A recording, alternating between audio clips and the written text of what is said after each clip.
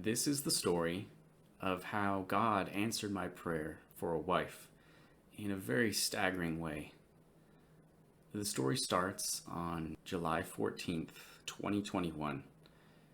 It was the night before I would be leaving to attend the Realm Makers Conference, which is a conference for writers of speculative fiction, so science fiction, fantasy, that sort of thing. And the conference is produced by Christians. I had attended it twice before, and both times it was the highlight of my year. So I should have been eager to attend, but the conference was the farthest thing from my mind at that time. For whatever reason, I was feeling deeply lonely.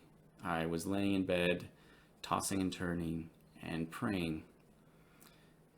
And this certainly wasn't the first time that I felt this way. And it wasn't the first time that I had prayed asking God for a wife.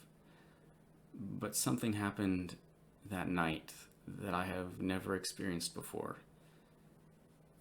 I asked God for a companion.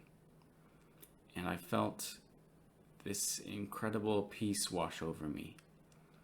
This unshakable assurance that God heard my prayer, that He cared for me, and that He would answer my prayer.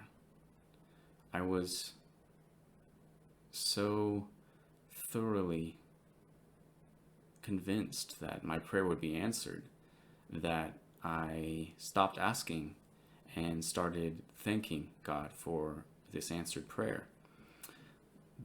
That next morning, I had to wake up early to catch the flight, and this might seem hard to believe, but I was not thinking about this incredible experience that I had had the night before.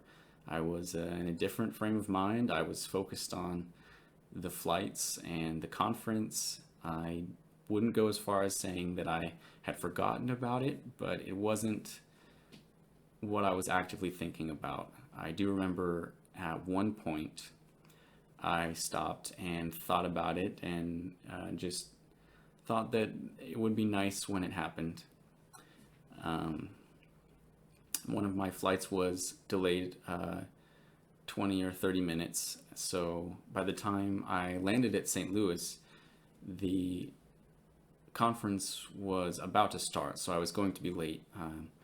I boarded the shuttle that takes the conference attendees from the airport to the conference, and there were two strangers on the shuttle, Katie and her sister Hannah.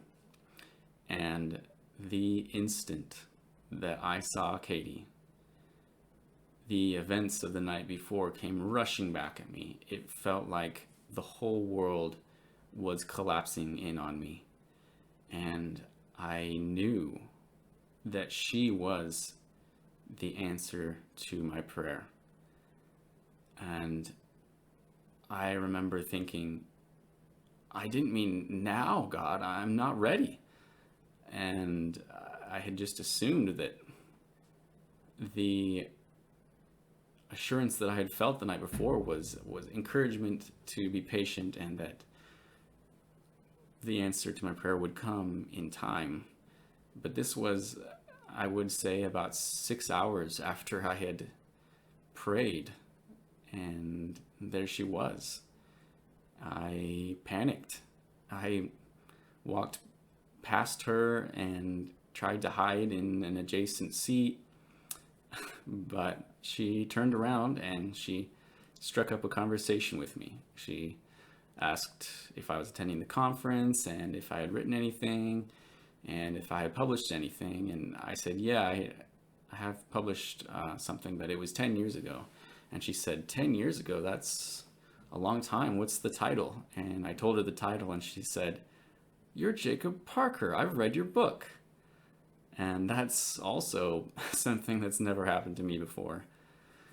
So over the course of the conference, we didn't spend a lot of time together. I was trying to come up with excuses to talk to her. So I purchased a copy of the Havoc anthology that had published one of her short stories, and I read it, and I told her that I had read it and that I liked it, of course.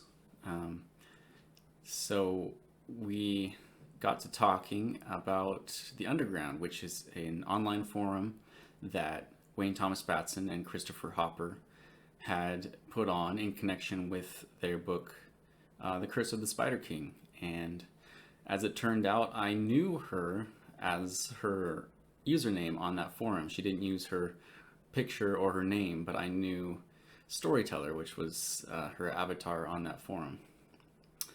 After the conference, I wasn't quite sure what to do because we went our separate ways.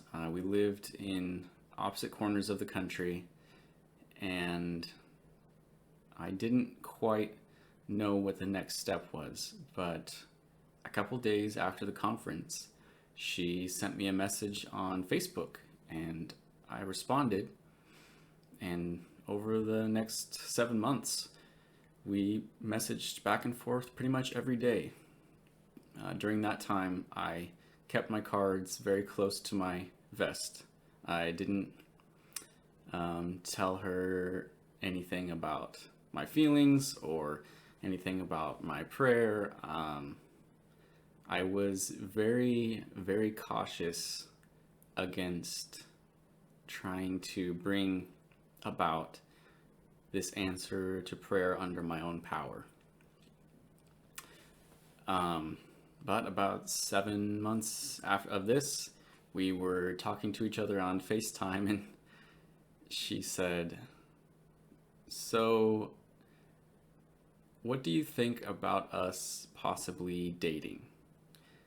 And I don't know what I said, but I know one of the things I said was yes. So we started dating, and it was great.